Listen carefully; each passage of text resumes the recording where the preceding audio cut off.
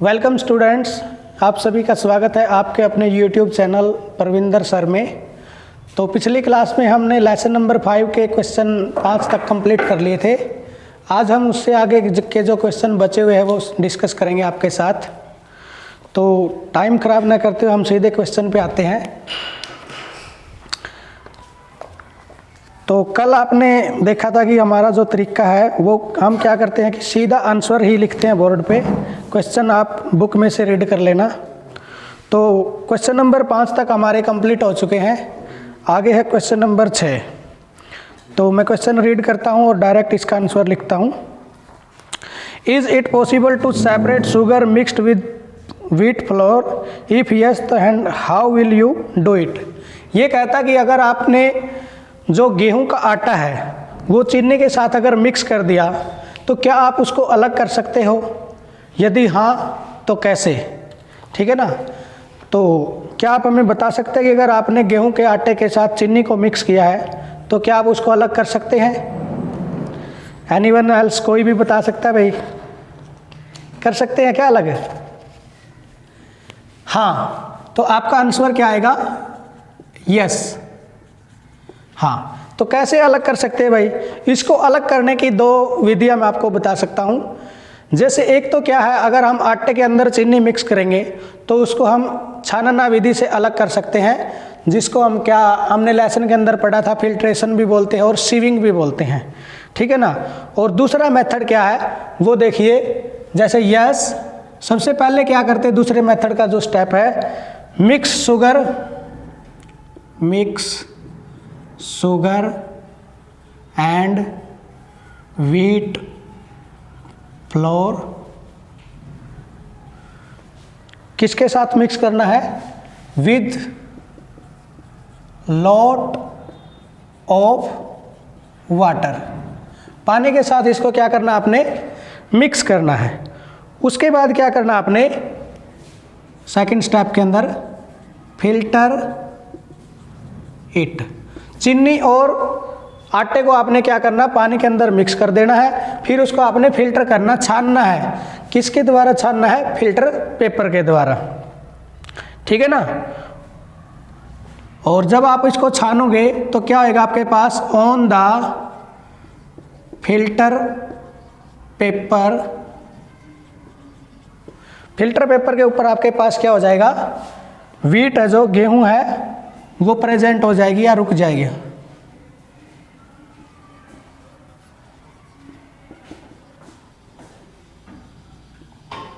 ठीक है। जो हमारा मिक्सर था उसके अंदर जो गेहूं का जो आटा था वो क्या हो जाएगा? फिल्टर पेपर के अंदर रुक जाएगा। अब उसके बाद क्या बचेगा आपके पास? उसके बाद बचेगा पानी और चीनी का मिश्रण। वो क्या हो जाएगा? फिल्ट्रेट। जो छनी हुई चीज़ है जो वो फिल्ट्रेट कहलाती है आपकी। फिल्ट्रेट में क्या आ जाएगा?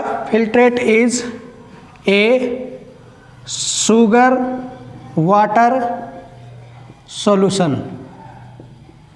ठीक है। वो चीनी और पानी का क्या होगा आपके पास? घोल बच जाएगा। और अब उसको अलग करना है, उसके अंदर से हमने चीनी को अलग करना है। तो क्या करोगे आप? जो आपके पास घोल है उसको हम क्या करेंगे? इवेपोरेट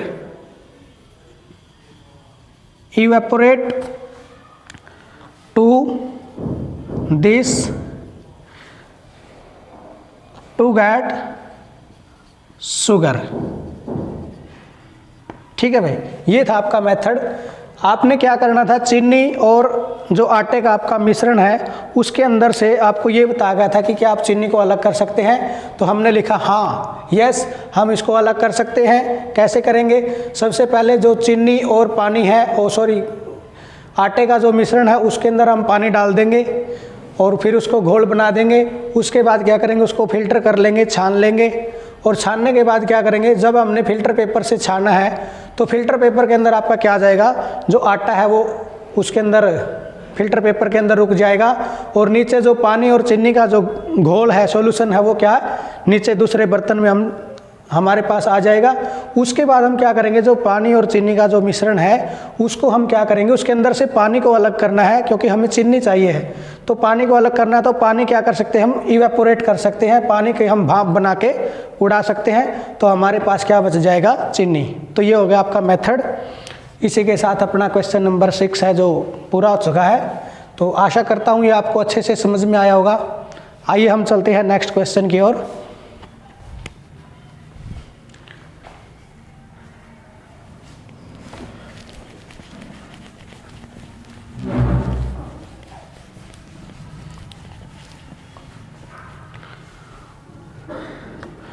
क्वेश्चन नंबर 7 क्या कहता है भाई आपका, how would you obtain clear water from a sample of muddy water.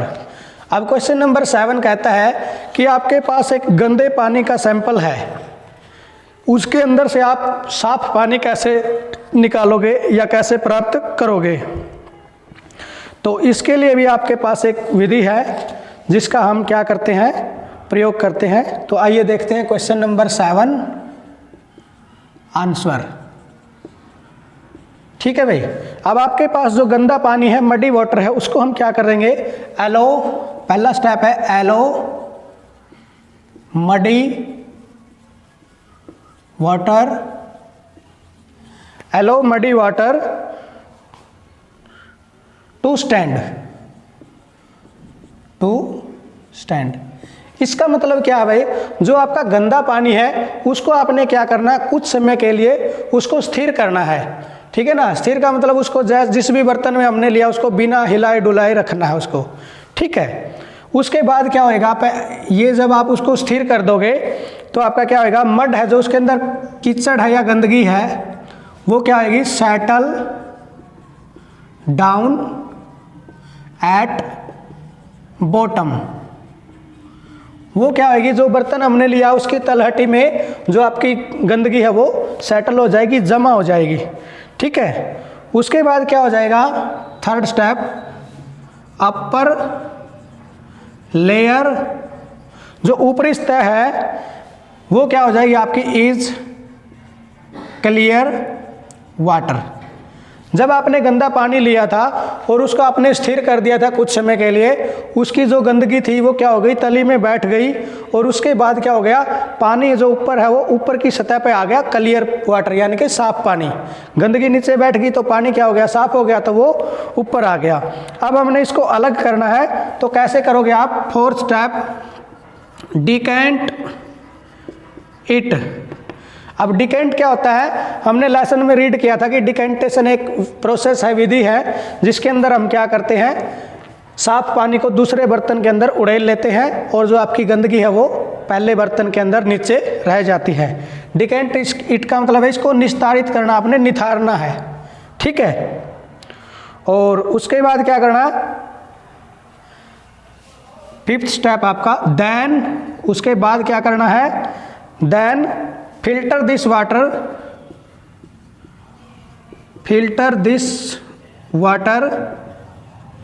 फिर इस पानी को अपने जो दूसरे बर्तन के अंदर पानी लिया है उसको क्या करना है, दोबारा से इसको छानना है, वाटर अगेन। क्यों छानना है इसको, to remove traces of mud particle.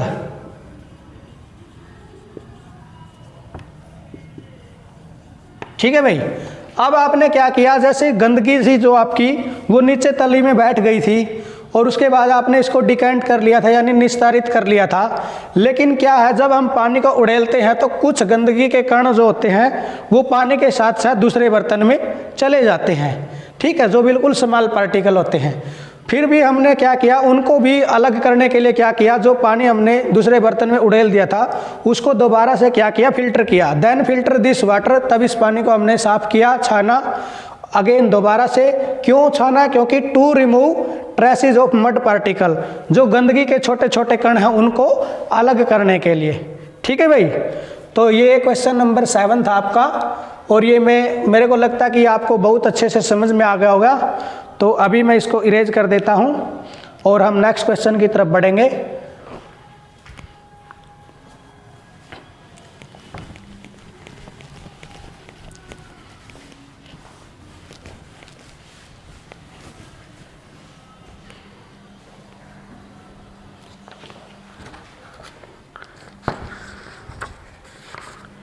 आगे वही क्वेश्चन नंबर 8 आपका, ये क्या आपका फिल इन द ब्लैंक्स है।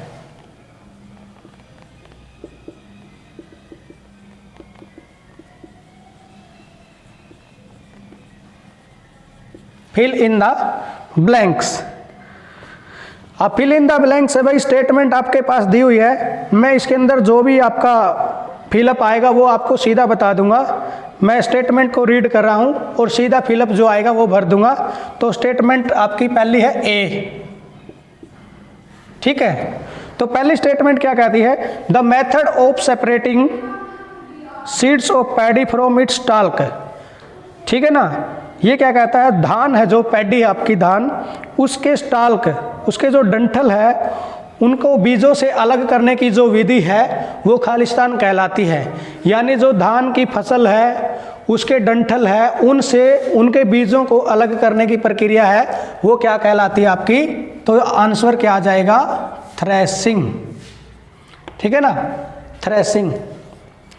सेकंड आपका, when milk is cooled after boiling, जब दूध को क्या करते हैं, उबालने के बाद उसको ठंडा किया जाता है।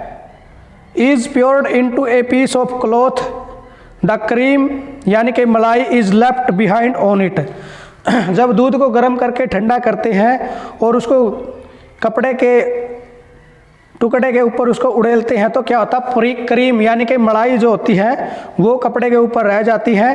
This process of separating cream from milk, जो दूध से जो क्रीम है उसको अलग करने की ये प्रक्रिया क्या कहलाती है आपकी, फिल्ट्रेशन यानी कि छानना, ठीक है भाई। इसको हम निस्यंदन भी बोलते हैं, निस्यंदन।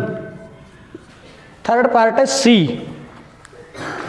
सी पार्ट क्या कहता है, salt is obtained from sea water by the process of. अब क्या आपका समुद्र का जो पानी है वो आपको पता होगा कि नमकीन होता है। क्यों होता है, क्योंकि उसके अंदर नमक मौजूद होता है, लवण होते हैं उसके अंदर, ठीक है। तो वो जो लवण है वो नमक है वो समुद्र के पानी से कैसे अलग किए जाते हैं, तो वो कैसे अलग किए जाते हैं, इवेपोरेशन, वाष्पीकरण विधि से, ठीक है भाई। इवेपोरेशन यानी कि हम क्या करेंगे, समुद्र के पानी को एक जगह पर इकट्ठा करेंगे और वो पानी भाप बन के उड़ जाएगा और नीचे हमारा क्या है जो लवण है, साल्ट है, वो रह जाएगा, ठीक है। अब लास्ट पार्ट है डी इसका। अब डी क्या कहता है, देखिए, impurities settled at the bottom when muddy water was kept overnight in a bucket। जब आप एक बाल्टी के अंदर गंदे पानी को रात भर के लिए रखते हैं तो आपकी जो impurities है, अशुद्धियाँ हैं, वो क्या हो जाती है, नीचे तली में बैठ जाती हैं। The clear water was then poured off from the top। तब क्या करते हैं हम, जो साफ पानी है उसको ऊपर से निकाल लेते हैं या दूसरे बर्तन के अंदर उड़ेल लेते हैं। The process of separation use in this example is called.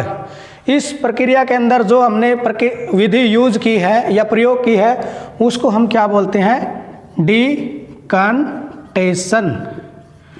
डिकंटेशन ये विधि बार बार आ रही है भाई आपकी, डिकंटेशन, जिसको हम क्या बोलते हैं, निथारना या निस्तारण विधि, ठीक है भाई, निस्तारण या फिर हम बोलते हैं इसको निथारना, ठीक है भाई। ये हो गए आपके 4 फिलअप। क्वेश्चन नंबर 8 के अंदर आपके 4 ही फिलअप थे, तो चारों फिलअप के मैंने आंसर लिख दिए हैं। स्टेटमेंट आपके पास मौजूद है, वो आप मिला लेना। पहले के अंदर फिलअप के अंदर थ्रेसिंग आएगा, सेकंड के अंदर फिल्ट्रेशन आएगा, थर्ड के अंदर इवेपोरेशन आएगा और फोर्थ के अंदर डिकंटेशन आएगा, ठीक है भाई। क्वेश्चन नंबर 8 भी आपका कंप्लीट हो गया है। अब चलते हैं 9th क्वेश्चन की ओर।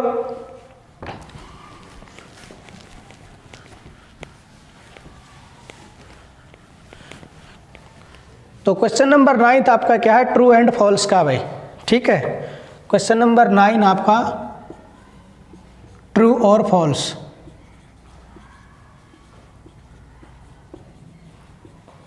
ठीक है, तो इसकी जो फर्स्ट स्टेटमेंट है वो क्या कहती है, देखिए मैं पढ़ के बता देता हूँ आपको और फिर इसका जो आंसर होगा वो आपको बता दूंगा मैं। A mixture of milk and water can be separated by filtration. अब पानी और दूध का जो मिश्रण है उसको अलग अलग किया जा सकता है छानना विधि से। तो क्या ये बात सत्य है, दूध और पानी को हम छान कर अलग कर सकते हैं? नहीं कर सकते। तो पहली स्टेटमेंट आपकी क्या है, फॉल्स। ये भाई गलत स्टेटमेंट आपकी। अब चलते हैं सेकंड स्टेटमेंट की ओर। तो सेकंड स्टेटमेंट क्या बोलती है आपकी, a mixture of powdered salt and sugar cane be separated by the process of winnowing. अब ये कहता कि आपका जो पाउडर है, हल्का बारीक किया हुआ नमक है जो, उसका और चीनी का जो मिश्रण है, उन दोनों को हम विनोविंग क्या बताया था आपको, फटकना विधि है, ठीक है ना। फटकना विधि से क्या आप चीनी और नमक के मिश्रण को अलग कर सकते हो, नहीं कर सकते। तो ये भी क्या स्टेटमेंट आपकी फॉल्स है, ठीक है भाई। थर्ड स्टेटमेंट क्या कहती है आपकी, separation of sugar from T can be done with filtration. अब जो आप चाय बनाते हो, चाय के अंदर जब चीनी डालते हो आप, तो ये स्टेटमेंट कहती है कि चाय के अंदर से जो चीनी है हम वो छान कर अलग कर सकते हैं। तो क्या ऐसा संभव है, नहीं है। तो ये स्टेटमेंट भी आपकी फॉल्स है भाई। जो चाय के अंदर चीनी हमारी घुल चुकी है, उसको हम छानना विधि से तो अलग नहीं कर सकते हैं, ठीक है। नेक्स्ट स्टेटमेंट है last, grain husk can be separated with the process of decantation. अब अनाज के अंदर से भूसा अलग करना है, तो क्या हम उसको निस्तारण विधि से अलग कर सकते हैं, बिल्कुल भी नहीं कर सकते। ये स्टेटमेंट भी आपकी गलत है। निस्तारण विधि केवल तब प्रयोग की जाती है जब हमारा एक पदार्थ लिक्विड है और दूसरा पदार्थ सॉलिड है, और वो भी पानी के अंदर अघुलनशील है, तब हम निस्तारण या डिकेंटेशन विधि का प्रयोग करते हैं। तो ये चारों के चार स्टेटमेंट आपकी फॉल्स है, इनमें से कोई भी स्टेटमेंट आपकी ट्रू नहीं है। तो क्वेश्चन नंबर 9 आपका कंप्लीट हो गया। अब लास्ट एंड फाइनल क्वेश्चन आपका 10th, इसको मैं पहले पढ़ के सुना देता हूँ और फिर इसका आंसर कर देंगे बोर्ड के ऊपर।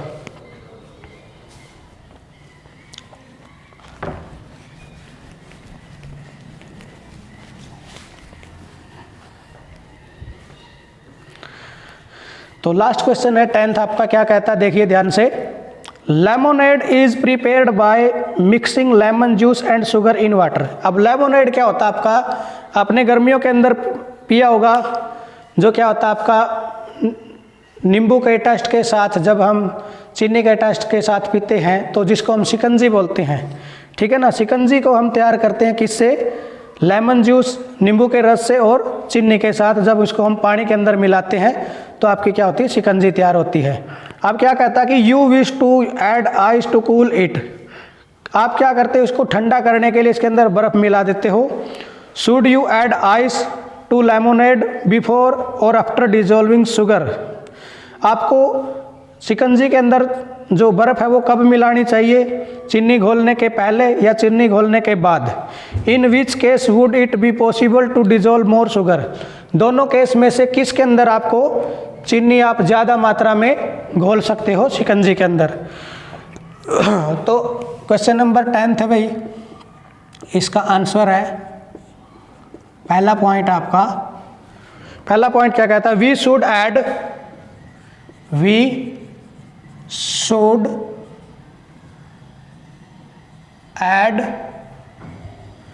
शुड ऐड हमें मिलानी चाहिए ice to the lemonade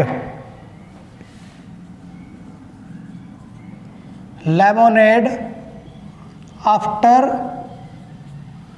dissolving sugar. ठीक है भाई, ये कहता पहला पॉइंट आपका कि हमें शिकंजी के अंदर चीनी नहीं, बर्फ, हमें शिकंजी के अंदर बर्फ चीनी घोलने के बाद ही डालनी चाहिए। ठीक है भाई, यानी कि चीनी घोलने से पहले हमें बर्फ उसके अंदर नहीं डालनी चाहिए। क्यों नहीं डालनी चाहिए, तो दूसरी स्टेटमेंट ये आपका कारण है जो क्लियर कर देगी। It will be possible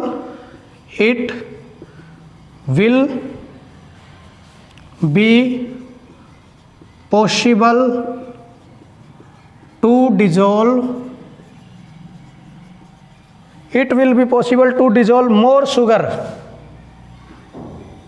more sugar before adding ice।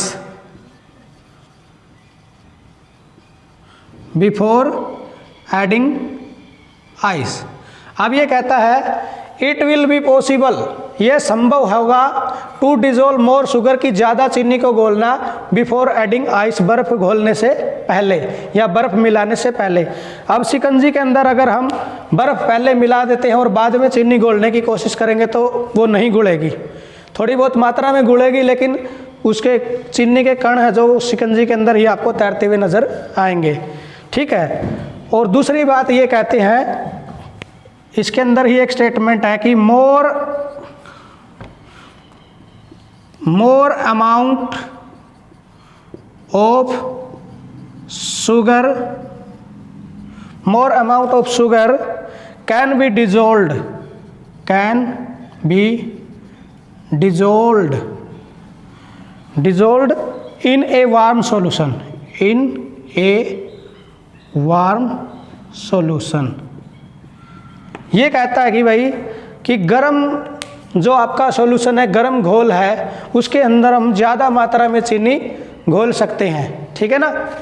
तो ये क्वेश्चन नंबर 10 था भाई आपका, ये कंप्लीट हो गया आपका। तो आइए इसको दोबारा से देख लेते हैं। इसमें पूछा गया था कि हम शिकंजी के अंदर हम जो चीनी घोलते हैं तो वो उसके अंदर जब हम बर्फ़ मिला देते हैं तो बर्फ़ मिलाने से पहले उसके अंदर हमें चीनी घोलनी चाहिए या बर्फ़ मिलाने के बाद। तो इसमें पहली बात तो यह है कि हमें शिकंजी के अंदर चीनी जो है बर्फ़ मिलाने से पहले घोलनी चाहिए, क्योंकि जैसे उसके अंदर बर्फ़ मिलाएंगे तो उसका टेम्परेचर डाउन हो जाएगा। अगर टेम्परेचर डाउन हो गया तो ज़्यादा मात्रा में चीनी हम उसके अंदर नहीं घोल पाएंगे। और इसके अंदर जो लास्ट लाइन कह रही है कि more amount of sugar can be dissolve, अगर हमें ज़्यादा मात्रा में चीनी उसके अंदर घोलनी है तो हमारा सोल्यूशन कैसा होना चाहिए, वार्म, गर्म होना चाहिए, उसकी तासीर गर्म होनी चाहिए। तो ये 10th तक क्वेश्चन आपके कंप्लीट हो गए, 10 ही क्वेश्चन है इस लेसन के अंदर। तो लेसन नंबर 5 आपका कंप्लीट हो गया। अगली क्लास में हम लेसन नंबर 6 को पढ़ेंगे। तो आशा करता हूँ ये 10 के 10 क्वेश्चन आपको अच्छे से समझ में आए होंगे। फिर भी अगर आपका कोई डाउट रहता है तो आप कमेंट सेक्शन में जाके अपना डाउट लिख सकते हैं। तो अगली क्लास में हम आपके डाउट को क्लियर कर देंगे। तो थैंक यू क्लास। और लास्ट में एक आपसे अपील है, अगर आपने अभी तक हमारे चैनल को सब्सक्राइब नहीं किया है तो हमारे चैनल को सब्सक्राइब करें, लाइक करें, कमेंट करें। और अगर आपको लगता है कि हम आपको अच्छे से पढ़ा रहे हैं और आपको अच्छी जानकारी दे रहे हैं तो आप इस वीडियो को ज़्यादा से ज़्यादा शेयर करें ताकि और बच्चे भी इस वीडियो को देख सकें और अपनी साइंस को मजबूत कर सकें। तो thank you class, bye bye.